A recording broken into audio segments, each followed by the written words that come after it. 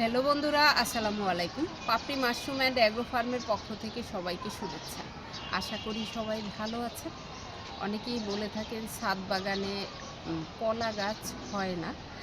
যখন আমি লাগিয়েছি তখনও অনেকে বলেছেন এবং ম্যাক্সিমামেরই ধারণা ছাদে কলা হয় না। এটা মাটিতে বেশি জায়গা লাগে এবং গাছ বড় হতে হয়।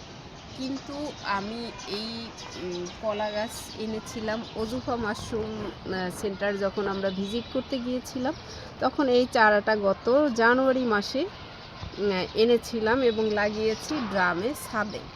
আমি কোনো মাটি ব্যবহার করিনি, সম্পূর্ণ মাশরুম সার ব্যবহার করেছি।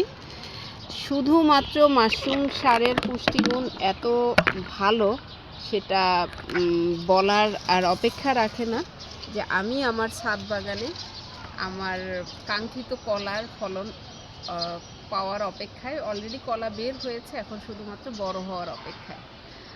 আশা করি ভিডিওটি দেখে আপনাদেরও ধারণাটা ভেঙে যাবে যে ছাদেও কলা গাছ হয় এবং তার জন্য পুষ্টিকর যে জিনিস দেয়া, আমরা মাশরুম সারটাকেই বেশি প্রায়োরিটি দিই, কারণ মাশরুম সার দিলে আপনার অন্য কোনো সারের কোনো প্রয়োজন হয় না। ভিডিওটি দেখে ভালো লাগলে আপনিও আপনার ছাদে কলা লাগাতে পারেন এবং আপনার শখের যদি হয়ে থাকে আমার মতো, তাহলে আপনিও কাঙ্ক্ষিত ফলাফল পাবেন। ভালো থাকুন, সুস্থ থাকুন এবং আপনার গাছগুলোতে মাশরুম সার ব্যবহার করুন। ভালো থাকুন। আল্লাহ হাফেজ।